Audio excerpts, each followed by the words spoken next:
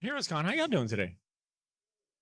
Okay. All right. We're all playing it cool. I get it. We're playing it cool, right? We don't want to be excited too much, but I'm letting you know you can be excited on this panel. You could bring the energy and it would mean a lot to us. So let me try that one more time. Heroes Con, how are we doing today? Thank you. Hey, by show of hands, who is attending Heroes Con for the first time this year? Oh, whoa. A lot of new people. Hey, welcome. All right. This is by far, I think safe to say my favorite. Yeah, this is my favorite Comic Con to attend. I think it's like my 6th time coming here. What about you, BJ? What number is this one for you? This is number 4. Number 4? 4. Wow. I think. My first one was that 40th anniversary, right post-COVID. Yeah. Okay. And then Eli, I think you're like a Heroes Con pro at this point. Only 3 times for me, though. This is my 3rd time. 3rd time's a charm, though, baby. That's right. How many of you are listeners and folks that enjoy comic podcasts? My kind of people. There we go. How many of you are familiar with Comics Are Dope and my man Brandon Jackson? BJ Kicks here. Yeah. Let's give him a round of applause. All right. Brandon, thank you so much for bringing everyone here today. It really means a lot. No problem. How many of you are familiar with Eli Schwab or a Cosmic Lion production? Okay. There we go. Right, and if you don't know, you will be familiar with him by the end of this. And how many of you might have heard of a show called The Short Box? Oh, yeah. Thank you. Look, and then how many of you are here just because there's AC, it's quiet, and there's some chairs, and you need to take a load off? It's okay. I would be too. Well, look, regardless of why you're here, I want to say thank you on behalf of my lovely panel here for you guys joining our panel and our live podcast comic podcast crossover panel. I really should have thought about the name. It's a mouthful, right? It's a mouthful. Regardless, we really appreciate you guys coming through and being a part of this. Doing a comic podcast is definitely a labor of love, man. You got to really love not only the craft and medium of comics, but also talking into the void every week to potentially nobody. So it means a lot to, get to meet folks and see them face to face. Fun fact, this is my first time meeting BJ. Me and BJ have recorded a couple of episodes online. So BJ, it's great to meet you in the meet space. Nice to meet you, sir. I've known Eli for a hot minute, but I think this is y'all 2 first time meeting as well. So we're all making a bunch of new friends here today. And with that being said, I guess maybe we should give some quick little introductions and backstory. My name is Badr Milligan. I am the host of the Short Box podcast. It's one of the longest running weekly comic book podcasts. I've been doing this since 2012, 2013. And I am very blessed to have the opportunity to talk comic books on a weekly basis and get to meet some of the best comic creators in the world. So the opportunity to highlight and put a spotlight on the people that put their blood, sweat, and tears into making the comic books that I love is an honor that I can't even express. And to have people actually listen is fantastic. So the Short Box podcast, that's what I'm all about.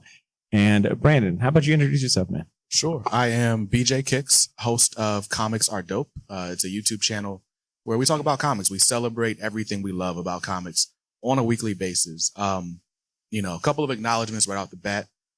So we've got a guest in the audience. I've got my daughter here with me. Woo-hoo. Hey, daughter. So just over 6 years ago, I was looking for some fun daddy-daughter thing to do. Wandered into a comic shop for Free Comic Book Day. And that turned into a comic buying habit, which turned into, I need to find a way to support this. And so we got on YouTube and, here we are some years later. The second acknowledgement. So right now this room is as, half full as it is, right? Partly because there is a panel, featuring Daniel Warren Johnson and Nick Dragata happening simultaneously. So with that kind of competition, that's crazy. But wanted to shout out those names. Those were 2 of the favorite creators of my late friend Curtis, aka Skip and Tosh. I like that. I like to think that they had to schedule Nick and Daniel at the same time because then there wouldn't be enough seats for us. That's how I like to reframe it in my, or else my self-esteem is crushed. But no, look, BJ is someone that when I met him, I knew that there was hope for comic book YouTube. But he puts out some amazing content that's very heartfelt, very real, just down to earth. And the topics he covers are, they speak to a diehard comic book fan and Wednesday warrior. So it's an honor to have BJ Kicks for his first panel at that. Can we give BJ a round of applause for his first panel ever? All right. And then I want you guys to meet my man, Eli Schwab, who I said I've known for a while, and I think he is doing some of the most interesting things in comic books. Eli, take it away. Dude, thank you so much. I'm an independent publisher, mostly with Cosmic Lion Productions. I write and draw my own books. I've written and drawn comics basically for as long as I can remember. My first book was called Jester Man, and it was based on, I literally bought a Jester hat, and I was like, this is a superhero. And then that was it. And right now I do podcasting. I started my podcast, Cosmic Lion Radio, about when Badr started his, I think about 10 or 12 years ago. And I currently, I have a few different podcasts. I was doing one called Can I Thwip It with my buddy Manus, who's a hip hop MC and comic enthusiast. And then currently I'm doing The Devil in Detail, which is a Grendel read-through podcast where we interview the likes of Matt Wagner himself. We had Tim Sale on there before he passed, Joe Matt on there. We spent a wild day in LA with Joe Matt. But right now we're also doing a ton of comics right now. We've got about 20 artists downstairs of Cosmic Lion people. And we're just got comics of every kind for every mind, which is our slogan. So that's what we're doing. Can I also say that I think Eli has a superpower he has not told anyone, which is that he actually has 26 hours in the day compared to us measly mortals. Because my man, he hosts so many different. First of all, Can I Thwip It might be one of the greatest podcast names I've ever heard in my life. Thanks, man. And what he's doing with Cosmic Lion Productions is worthy of checking out. So I highly recommend stopping by the booth with the short 30 minutes that we have after this panel ends. But anyways, those are the introductions. Like I said, this is a live podcast crossover. And, we could have went all over the place in terms of topics. But I'm like, we're at Heroes Con, which in my eyes is a comic book fans convention, right? Like Heroes Con celebrates comics and the creators in a way that I don't think any other convention does. Eli, do you feel that way considering that, you publish comics, indie creator as well? Absolutely, 100%. I love it. And again, I said we have 20 artists down there, and every single one of them is telling me people are here for comics and people are here for art. They're selling more original art than ever. Like my man Morgan, he's 19. He sold all 4 covers for his books. He just sold that first day, first thing. So people are here for comics. There's no, they're not waiting in line for that Smallville cast photo like the last con I was at, So it's pretty cool. I was thinking if I brought my own original art, they might actually kick me out and ban me. This is so bad. Nah, man. BJ, you are from North Carolina, right? Correct. You call here home. What makes Heroes Con special in your eyes, considering this is in your backyard? Yeah, no, it really just, it is home, right? This is the first con I ever attended. It's the best though. I've been to New York. I've been to Galaxy Con. There's a feel here you just don't get anywhere else. And it's part of it is that, it's so comic focused. And I think because it's so comic focused, it brings out the best of the comic community. So you get those conversations, the friendly vibes. There are so many faces in the crowd that are familiar, right? But some I just met today, but it's just everybody's friendly. It's like an extension of the local shop and just the vibe that they all have. I couldn't agree more. Audience, how do we feel? Is Heroes Con the best Comic Con out there in the world? Full agreement.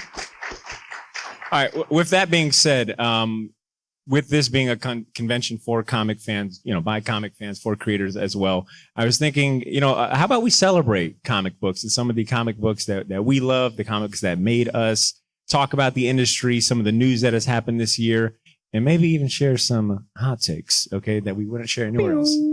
But that being said, let's move on to our next topic. I want to talk about the comic books that made us, right? The comic books that when you think about what makes up your taste, your comic DNA, what are those titles that have had a long lasting impact on you that has maybe, informed the things that you like, your taste, what you look for in comic books. And actually, I'm going to save myself for last because I feel like we're doing a lot of talking and I want to hear from BJ. These are the comics that you shared with me to put on this slideshow. Can you talk a little bit about these? Yeah, sure. So, right there at the front center, we've got House of X, Powers of 10. So we talked about the Free Comic Book Day origin, and that's kind of what brought me to the pond. But House of X was like the hook that got me, that just kept me coming back. So that was a couple months after that Free Comic Book Day, but it just blew my mind. This is the series that helped me become a collector and reader, right? Like, this taught me about variant covers and ratios, all of that. I learned the hard way trying to collect that series. And, but it also just brought me further down the rabbit hole. And that's the book that made me start a pull list. Deceased, I'll do that. So it's kind of Deceased and Marvels on the Marvel side. If it were not for those, I would have been content just reading Batman and the X-Men, and that would have been it for my pull list. But local comic shop day came, and I bought that Deceased hardcover variant, and it was just the perfect little bit of exposure to all of these other DC characters. And it was in Elseworlds, and so people could die. It was high stakes, what was going to happen. But the heart of all those characters was there in that series. And so that's what made me expand the pull list beyond Batman on the DC side. And similarly, Marvels did the same. I was a DC fan from animation, and Marvel doesn't really have great animation. So I was content to just have X-Men on my pull list. But reading that Marvels series by Kurt Busiek and Alex Ross, putting these huge events from like a bird's eye view, a human view, it just was like, oh, I got to read the stuff that inspired this. So there's that. And then Icon. So, I guess online, I'm probably most known for being the Milestone fan on the internet. And, but Icon was the first one that I actually read. So Milestone, Homostatic, Blood Syndicate, Hardware, and all. And most know it for the series Static Shock. But that book was kind of overpriced when I was getting into comics. And so Icon ends up being the first book that I read. And with Rocket, who is really the central figure of Icon, just her voice, the wit, the charm in that book, the fact that Icon is this conservative, grandfatherly figure, and Rocket is like the young, hip, I guess more liberal, like just relaxed point of view and perspective. And they're in constant conversation with one another, neither necessarily talking down to one another. And so to be able to have that kind of discourse in a comic book, and it be, a girl that reminds me of like my little sister, right? When I read Rocket's voice, I hear it. What's the name of that lady? Used to be like, she was Jazz's girlfriend on The Fresh Prince. Oh my God.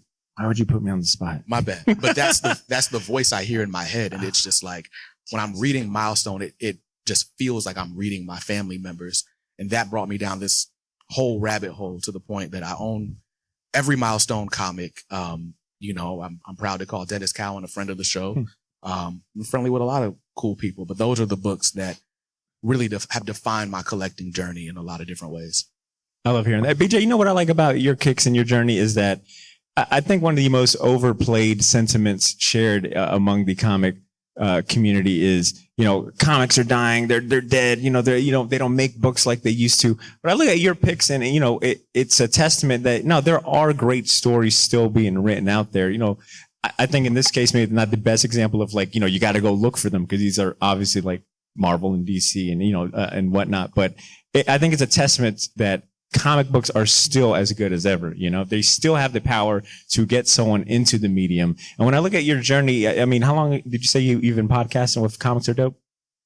November will be 5 years. Not only did you get into a very, become a diehard fan, but then you also had the second crazy idea of launching, getting into the world of comic podcasts. I think your journey is awesome.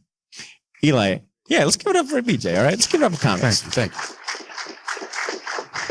All right, Eli, I'm gonna go to you, man. How about you talk to us about your picks and the comics that make up the Eli DNA? Definitely, dude. And what I gotta respect too, because like another common sentiment in comics is like, oh my God, you can only love it if you've been there your whole life or you've done it forever. But it's like you say, even collecting is 5 years, and that's huge. It grabbed you so much, and like Badr said, oh, they don't make comics like they used to. Yeah, they do, because they hooked you in 5 years, and now you're leading this shit. That's awesome. Anyway, I have been reading comics my whole life. I'm better. No, I'm just kidding. Definitely not. It's a different journey for every person, of course. That Turtles one in the middle, like, I'm not even that big a fan of wrestling, but I just loved like different looks of the Turtles. And so in this one, they introduced these like new costumes, which I thought I would never see action figures of. And yet now they have them. And I was so psyched. Anyway, so like, this is just one of those random ass stories. Like I have this book still. I have my childhood copy. The covers are gone. And it's just like ratted and tattered up. And I have like 5 other nice copies. I just buy it every time I see it. But that was like the first comic that I was really like, all I want to do is read this comic over and over and over and over and over again. And Turtles just got me forever, you know? And so then it's kind of like that Generation X Underground special by Jim Mahfood is like a comic that changed the way I like saw what comics could be. Because up until that point, comics were just superheroes and, you know, action, adventure, and fighting. And Generation X came along at a time when I was like reading X-Men, loving X-Men as a kid. It was like, you know, the Jim Lee era and then all that stuff. But then here comes this book, which originally was started by Chris Picciolo and who was the writer? What do they call him? Not Scott Jobdell. Yeah. If someone in the audience will Google that, we need a little historian here. If someone I Google think that it and is. yell I it think out. it is Scott Lobdell, yeah. As the CK guys called him, Scott Jobdell. I did meet him one time at a show. He was very nice, but I think he owes some people some Kickstarter stuff. But so in that book, they're just like literally playing Atari, and it's like Skin and Sink sitting there playing Atari, talking shit. Can we cuss them? Talking stuff, and it's like they're just like being people, and these are my favorite heroes, and it just blew my mind that this is like what comics can be. And then I quickly moved on to his like Clerks comics and stuff, and then it became amazing. And then Grendel is another book, especially the Devil by the Deed. I own the purple version. The blue one is a little harder to get. It's a hardback, but and comes signed and numbered by Matt Wagner. You should find it. But just the Devil by the Deed again is this like beautifully painted, like more than a comic. It's like this art piece, and it doesn't have word balloons or bubbles. It's like just writing and prose. And Matt Wagner is this like glorious creator.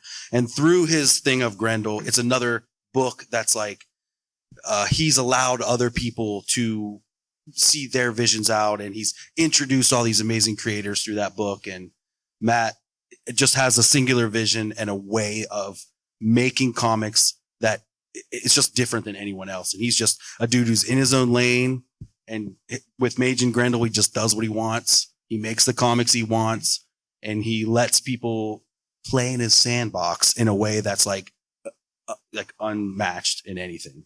And it has introduced me to all these other creators like a Tim Sale or Joe Matt or Dave Cooper or Paul Grist, who we just finished covering on the podcast.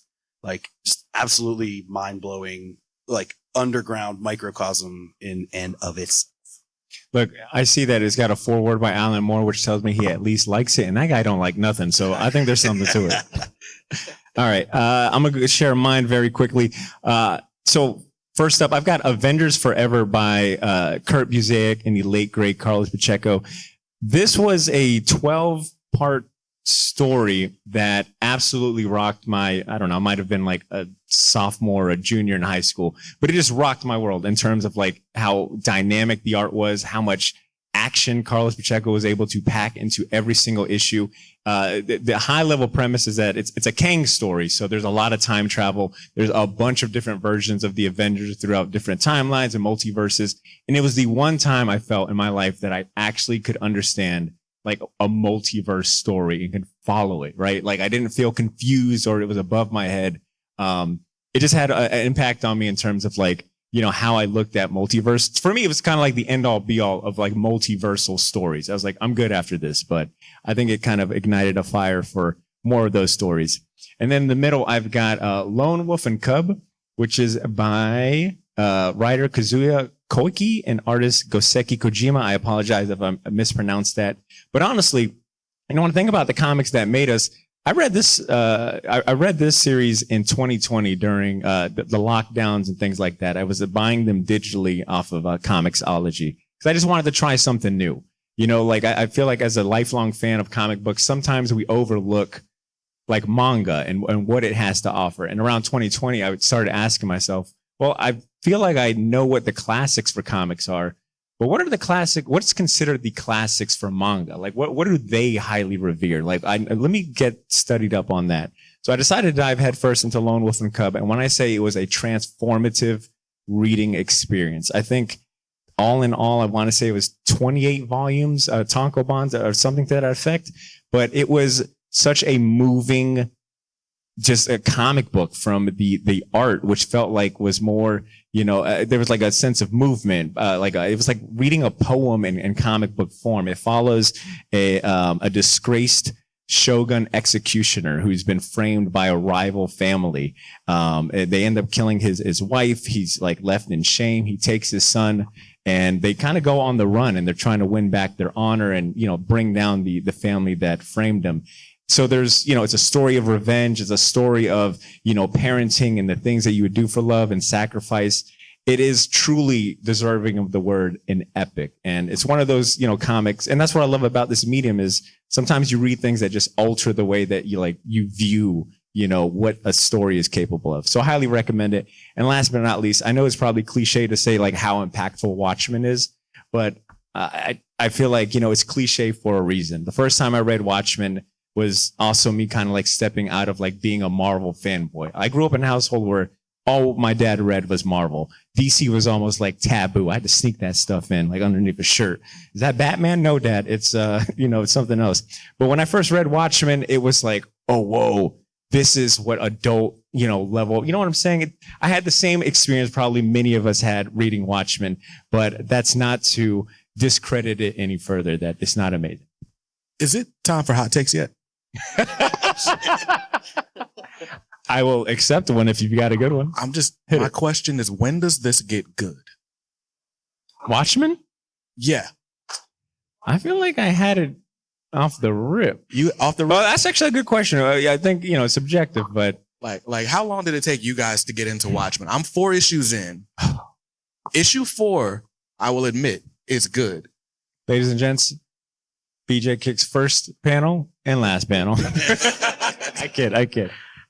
I'm telling you, stick with it. Stick with it. It's a lot to consume, but it's a master class in comics. Yeah. Exactly. Thank you so much. You know what? Yeah. You can't speak yet. How far do you get into a meal before you're like, this food is nasty? Well, it depends on if the server will bring the checkout or not. If they ain't bringing the checkout. I wonder if it's a thing like those, like an old movie like that you just have never seen, and it's like you missed your time for it because now you're already beyond, and like technically there's like probably better books now, but it had a time and place in history. And I think you have to almost look at it within the scope of the time frame. Like nothing was being done, at the time. Like it's not going to hit the same now because Powers of X is like fucking awesome. No, but I like how BJ Kicks is dissing the comic book that made me. This made me. I asked you. That's true. Every journey's different. As someone who loves it, when should I start loving it? When would it work for me? That's my question. That's true. All right, let's move on. In the Dark Freighter, where what's the pirate story side? Once you get into that, Black Freighter. I will admit, as a kid, I did skip that. What about the ornithology section? All right. BJ, since you've got so much to say, let's move on to our next topic and talk about our pull list essentials. Safe to say, obviously we are love comic books here. And what I like about this panel here is that we are consistent Wednesday warriors and readers of current and new comic books, which I think, you got a champion. So I asked you guys, what are, 3 of your must read comics? What are the comic books that keep you coming back to the shop? What's in BJ's word? Top of the pile. Hit it, BJ. Yeah, top of the pile for me is absolutely Teenage Mutant Ninja Turtles. Jason Aaron, Juan Ferreira, every issue is somehow better than the last and also better than everything else that comes out that week. So, yeah, if there's one you have to get, it's that one. It's the Ninja Turtles. They're grown. I don't need to pitch you on IDW Ninja Turtles. It's been really good for a really long time, but this feels fresh. I finally can jump into Ninja Turtles without feeling like I need to read the other 199 issues, but also feel like I know everything I need to know. And it's good. It's the Turtles versus the world and themselves. And the art is amazing. The way Juan Ferreira does his panel work, like he will construct an image and then use that composition to like just put the panels will be like in a building. And it's like the floors of the building are the comic panels, and you're reading it like how, what? And yeah, it's funny because it's great. Assorted Crisis Events. Dennis Camp is probably my favorite writer in comics right now. I feel you. I was clapping in my mind. Dennis Camp, the way I put it in a newsletter, he's someone that writes dope comics with something to say. It's like every issue feels like an event unto itself, and also feels like there is some sort of greater commentary beyond what's happening on the page, whether he's writing a superhero book, a book about dinosaur apocalypse. Like, it's just everything is poignant and fun at the same time. So Assorted Crisis Events, I think, is the best example of that right now. And it's an anthology, so every issue is one and done. So pick up any issue of Assorted Crisis Events. And then this next one, this is maybe controversial. This is Marvel Knights: The World to Come. Only one issue. And spoilers, in case you haven't seen the spoiler, it seemingly ends with a white Black Panther. Ebony Ivory. Okay. And did they already cast Ryan Gosling to play that or something? Like that? Yeah. Years ago. So and that is an MCU movie I would love to watch. I would never. But it's Priest being Priest. And Priest's kind of just being a one in a generation type person. The first Black writer at Marvel or DC, right? A big theme of his work is kind of playing with race and taboo topics and being provocative in a lot of ways. And that's exactly what this book is. And one issue in, I'm hooked. I can't but help think of that quote. I can't remember the movie off the top of my head right now, but Christopher Priest gets the people going. Okay. I don't know what it means, but it gets the people going. He knows how to get people talking about his comic book. And I think he definitely nailed it with this first issue. You know, it's like, I don't know how many issues The World to Come is supposed to be, but it's like, how do you get people talking about issue one? It's that cliffhanger at the end. You know, now you have to go check out the second issue. Well said. All right, Eli, I'm gonna go to you, man. What are some comics that keep you coming back or keep you going to the shop every week? I'm at a point, I think, where I'm just trying to just really have fun with the comics that I'm reading on a weekly basis, because my time is super limited as a person who's working in comics all day, every day.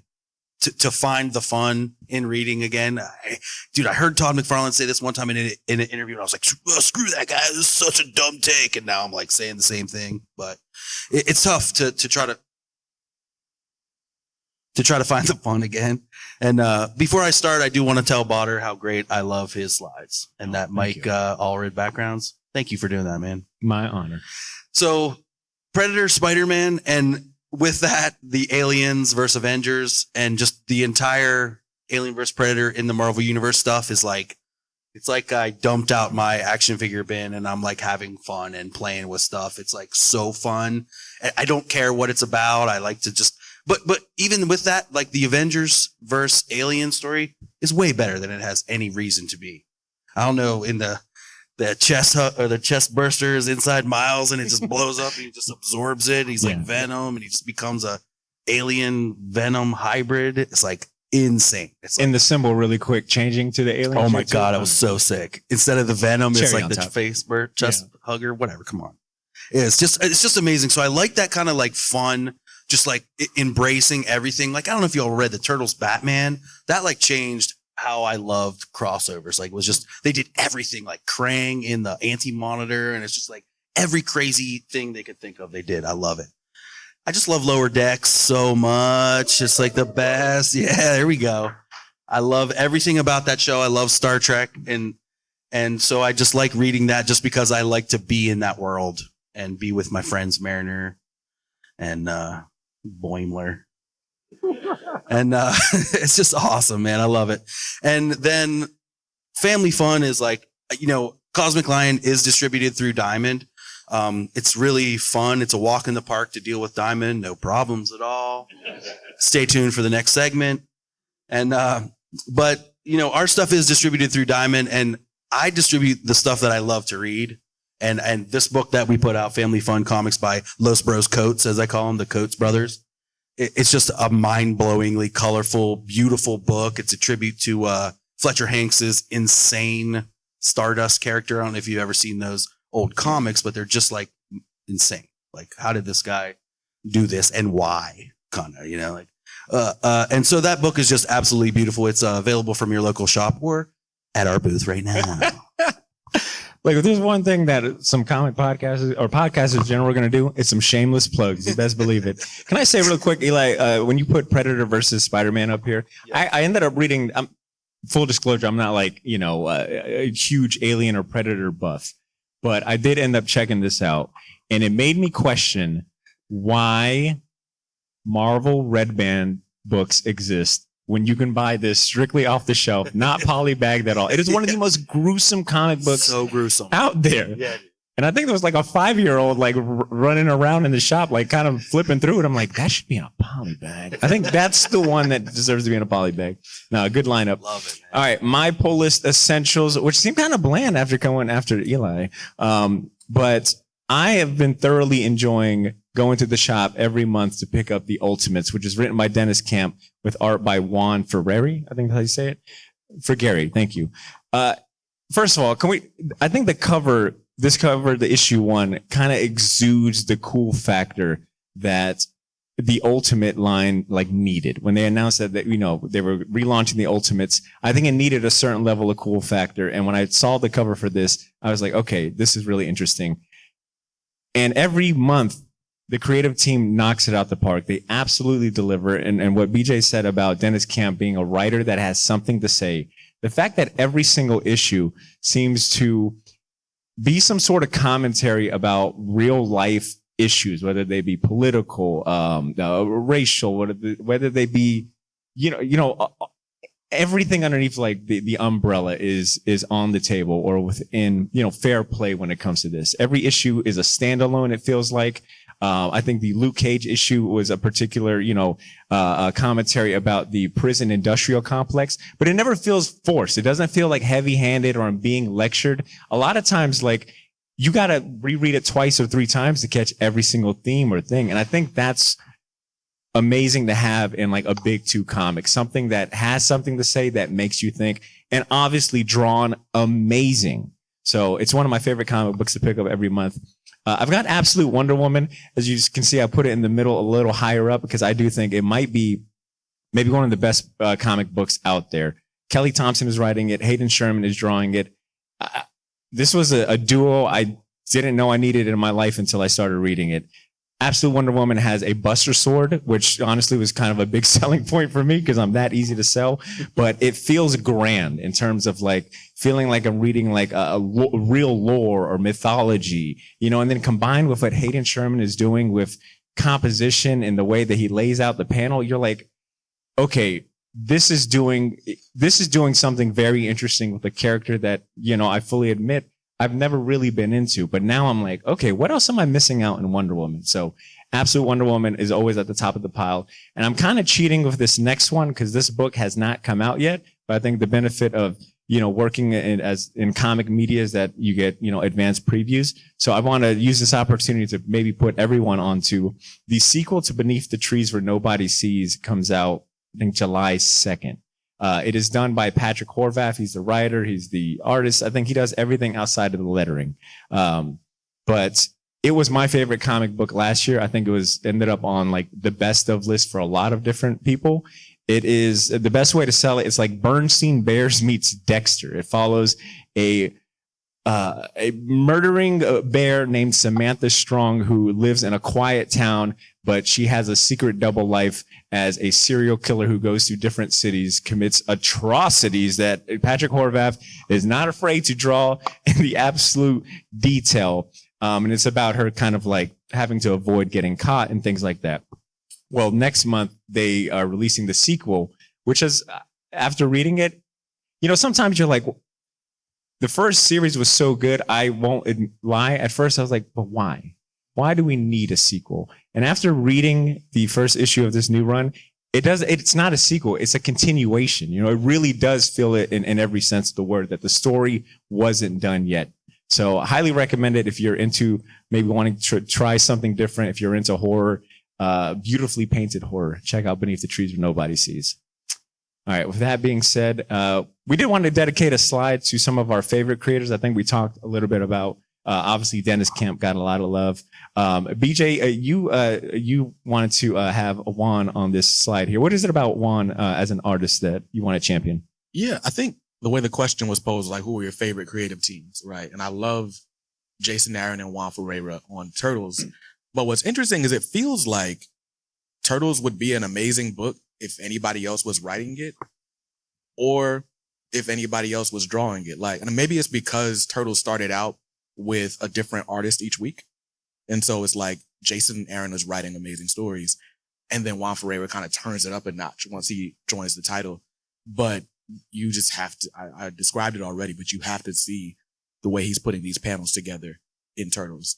And I feel like Jason Aaron has just amazing voice for each of them. We spend a lot of time in each of the Turtles' head in different occasions, and all of it just rings true. And Jason Aaron is on a tear right now. Also, he's writing Absolute Superman. He's writing that other book that I just blanked on. He's got a lot going on, and they're all good. They're all great books. And that one that you forgot, especially that one. Yeah, that one. No. I think I've already spoken a lot about Hayden Sherman. Bug Wars. Bug Wars. Yes. Thank you so much. Thank you. And Uncle Scrooge. My man's busy. All right. I think Eli and him both have the same superpower. They got 26 hours in the day. I'll jump in here and say I've already spoken highly about Hayden Sherman, but I do want to reiterate that he's not only doing Absolute Wonder Woman, but he's also doing Batman Dark Patterns, which to me, I know Absolute Batman is crushing it, but Batman Dark Patterns might, in my opinion, is the best Batman book out there. Thank you. I agree. Thank you, Batman shirt guy. Thank you. But no, Hayden Sherman, the way that he approaches, like I said, composition and his panels, I want to champion that. And I added Danny Strips on here because she's a relatively, for me, a new artist that I found out a couple weeks ago.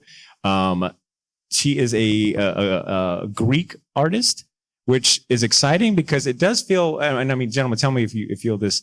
It feels like comic books, especially like, our new comic books new comic books seem to be growing in terms of like global talent, right? Like, I think the online space, the internet has helped us, like helped comic books, especially like direct market. That's what I'm thinking. Sorry. Direct market comic books look great. And I think, and part of it is because of like the global appeal that, these companies are reaching out to artists in different countries and seeing their work online and reaching out. Would you guys agree?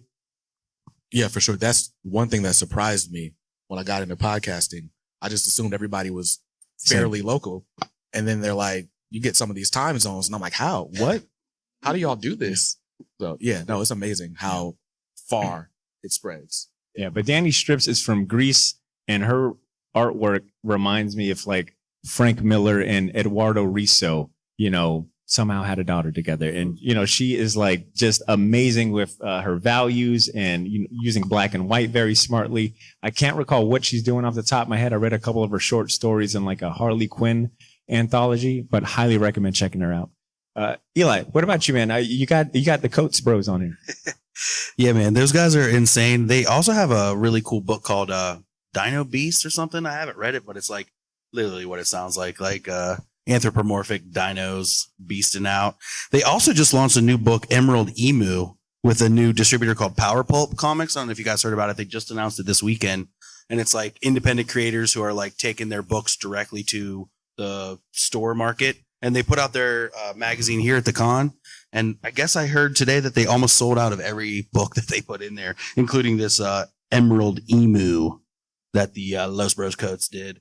And it's like, okay, let's see. Actually, there's two things I want to touch back on. I've been getting every issue of Turtles just because I'm like, I love it. It's my favorite book ever. And I haven't read it for like a while. And guess what? Remedy time. I'm about to go back and read it all. Thank you for that. And so, yeah, it's just like Los Bros Coats. Like, these are just two guys who, now, number one, when I first saw those pages, they work at like double up. So these pages are like gigantic. And so there's a lot of just detail packed into it. And it's just something I love to see, guys that are taking just the art form to a new level and yet doing it in an unbridled fashion. Like you guys are talking, like harnessing their inner experience and creativity to go for it all the way. Yeah. Eli, I think you had shared a couple of pages of this prior to Family Fun Comics coming out, and it was an instant sell for me. I can't explain what this did to my brain, but it tickled my eyeballs in a good way. Yeah, dude. The spreads they do in there. Oh God, what did I just see? Okay, moving on. I also asked you guys about some of the breaking news that has happened in comic books this year that left whether that it surprised you or had an impact on you or had your jaw on the floor. And both of you sent me the same. I don't know if you guys discussed this or whatnot, but both of you said that the Diamond Bankruptcy was worthy of putting on this slide here. And BJ, if you don't mind, Eli, I want to start with you because I am curious to hear why you chose this and if it has anything to do with the fact that you do self-publish and that you put out comics through Diamond. Did that have a huge impact on you? 100%. Diamond owes me thousands of dollars right now.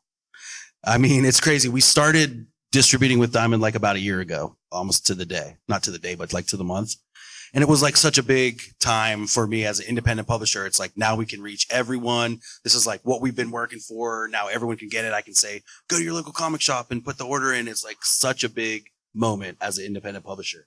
And then so, just as everything was ramping up and I was feeling so good, the next thing I hear is like, guess what? Everything is not good. Everything's not good. It's going to change, and like right now I'm still getting orders. I got an order right before I came here and everyone's like, oh, Diamond's dead. They're not even doing anything. And it's like, they're not dead. And yet when I call my guy, I'm like, I haven't been paid. Why would I fulfill this order? And he's like, I like literally can't say anything. I don't know anything. I'm fear for my job. And I'm just like, what am I supposed to do? Because, I just put out Ghostman 2 by Raymar Brunson, available at $12.90 and $89 in Indy Island. And, I'll allow it for sure. On this topic, I'll allow it. Shameless plug away. Anyway, so like I just put that book out and I just, we listed it and I got 350 orders for it.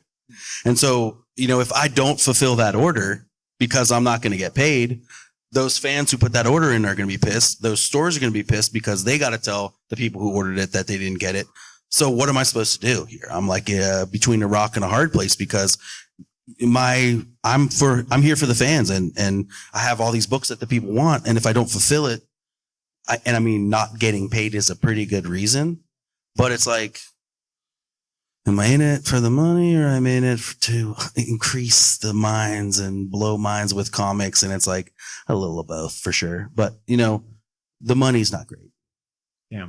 Can we give it up for Eli for that honesty? I mean, that's, I don't know, I think I speak on behalf of everyone here. Eli. It's tough, We're really man. It's like a everyday problem that I feel like I deal with and people are always asking me about it. And it's like, I don't know, but I'm going to get those comics out. I'm going to fill that order when I get home. So damn right. All right, BJ, what are your thoughts on this? What made you end up selecting this as the breakout news for you? Stories like his, right? Like, doing what we do, we befriend a lot of creators. I count the owner of my local comic shop as like one of my best friends. And so it was one thing when they were just going through like, oh, our shipment's late, which would happen more and more often. Right. But then a lot of my friends are independent creators and their dream was to be in previews. And so it's like something like this happens and it just kind of sends shockwaves. It's not just that Diamond is insolvent, but it's also like the newer distributors don't want a lot to do with some of these indie creators, and the Diamond is stopping complimentary reorders. So like you can't even get your stock out of Diamond's warehouse. That's insane. Like you paid for the stock. Like, so following this story and cause I get, for me, a big part of, learning the industry was during COVID when DC left Diamond and all that. So I know a lot about the direct market and this just is like, well, this feels like worst case scenario. And it's just interesting to see how things will rise up from here. It's been interesting to go into, my local comic shop every week and, you feel for, in my case, Ben, over at Gotham City Limit. I feel for him, like the uncertainty is very shaky. And, he's working in an industry, in a business where margins are very, it's slim pickings, right? Like I think, Eli, what you said about having customer confidence. You know, like you really got to rely on that as someone that sells comics or makes comic books, and stuff like this doesn't help at all. So I definitely feel for him. That being said, I feel like my breaking news topic feels so minuscule in return. I think I'm going to go ahead and skip it. But what you talking about? Grant Morrison writing Deadpool? I mean, what?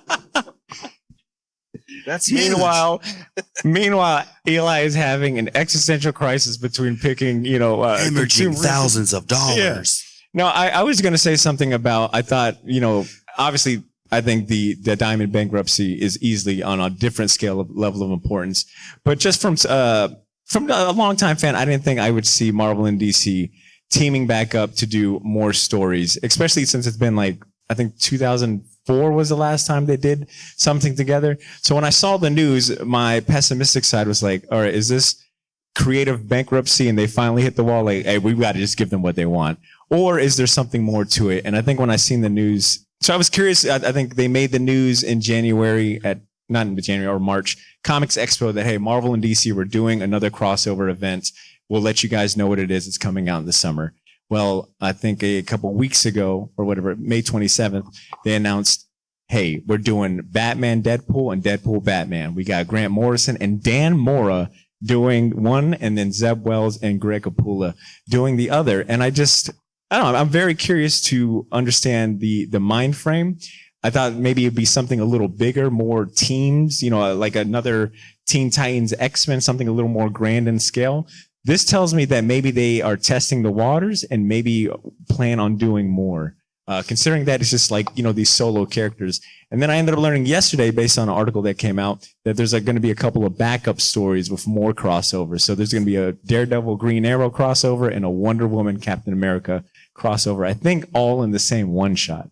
So interesting stuff to me, but I feel like an asshole bringing this up after that very heartfelt thing. Well, maybe they'll bring back the amalgam universe. That would be sick. Right? I'm all about it. I bought a couple of issues That's today. What we want. All right. With that being said, I want to move on to our last topic, and hopefully I think this will get us to a good stopping point.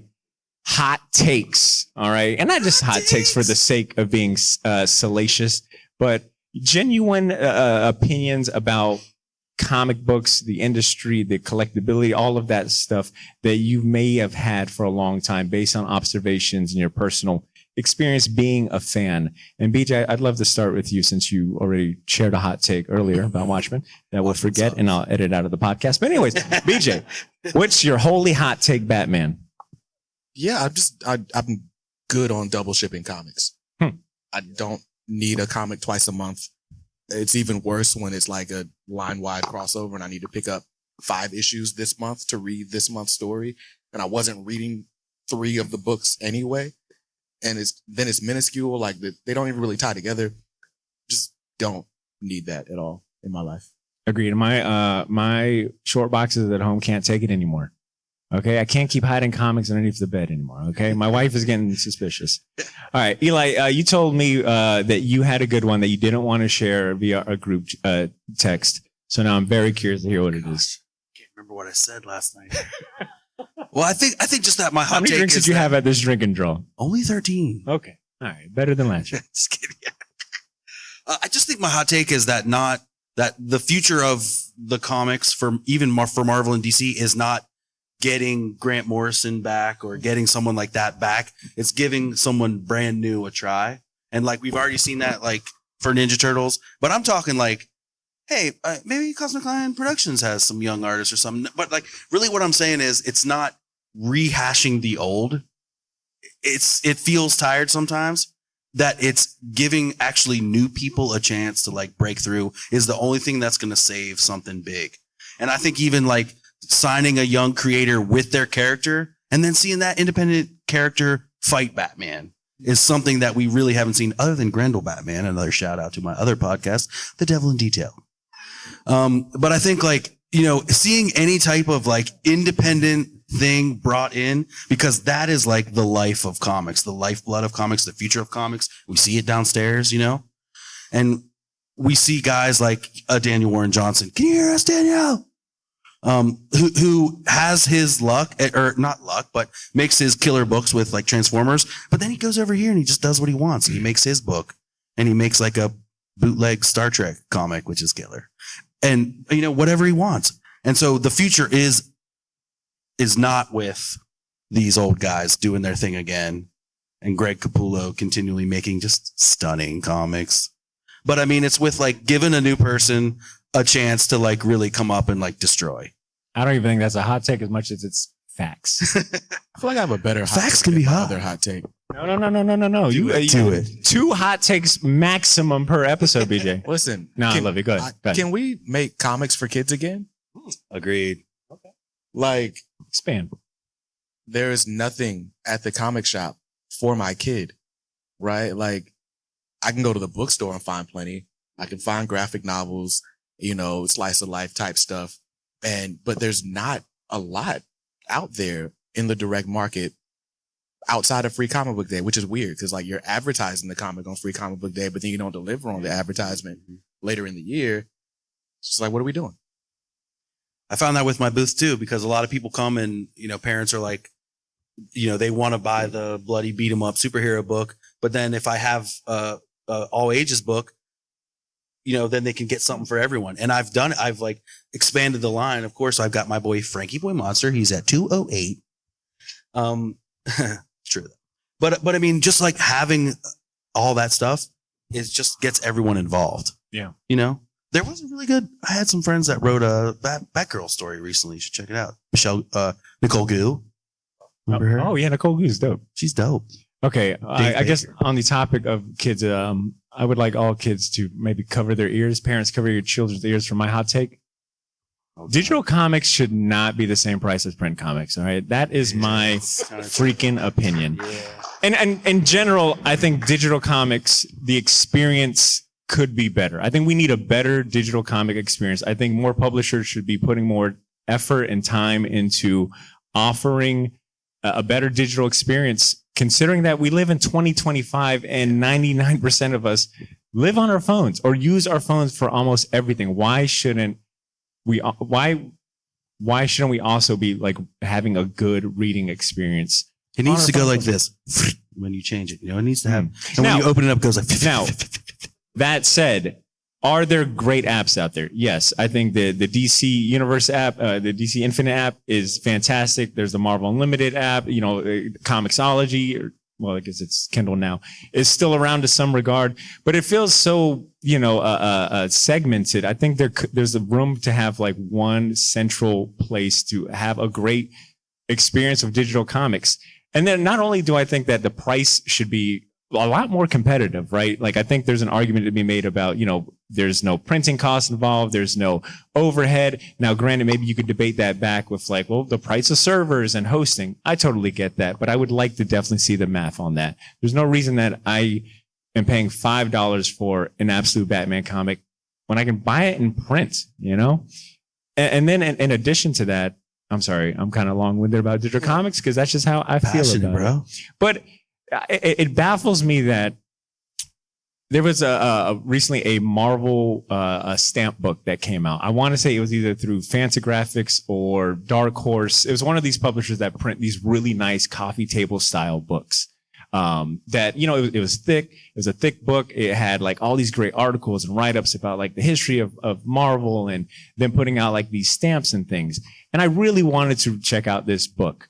It was a $50 book that I was willing to, I was willing to pay the $50, but I didn't feel like buying this oversized book because I'm being more conscious about the space I have, how many books I really own, how many books I'm going to buy and it ends up on, a pile somewhere and, which is growing rapidly. But I'm someone that I've started making the shift towards reading digitally. I read my comics at night after, a long day of work and editing. It's my way of winding down. And it happens that, an iPad is just convenient for that wind down. And it just kind of baffled me that there was no option to buy said book, on, whether it be the, Marvel app or the Kindle app. I just thought it was crazy that the publisher doesn't offer that. It's like, why wouldn't you want another avenue to make money? I think they don't make it easy because they still want you to buy print because that's like what makes them money. So they're like, if we make this too easy, then maybe they won't even buy the print anymore. Now, and I guess to try to play devil's advocate to my own hot take, which is weird. I do understand. the issue of piracy, right? Like that is a real concern, and I can see how making digital comics more robust. But I think there's got to be a better way to it. So that is my hot take that I kind of talked myself out of. And I think with that being said, we'll end on spam. Eli, give us the booth one more time because we're gonna have 30 minutes before the floor closes down. Where can people find Cosmic Line? Go. It is 1289 and 90, and I think 91. We have 3 artists there, and then we have a whole nother Cosmic Line Ithmith. Instead of an island, it's an Ithmith, and that is over in the 200s. You'll see the big giant Cosmic Line logos. Go visit Cosmic Line Ithmith. Okay, Fun word to BJ, say, where can dude. people find you at, man? What words you got for the folks? Well, I won't be at this con. I'm leaving now, but you can find me online at Comics Are Dope on YouTube. I am at BJ Kicks on all social media. And I just wanted to say shout out to all my friends. Thank you guys for coming to the panel. I appreciate it. Yeah, you know what? Well said. Hey, we appreciate you guys. Thank you so much for hanging out with us. You still got 30 minutes of this amazing convention experience. Please go enjoy yourselves. And truly, thank you for hanging out with us. All right. Short Box Nation.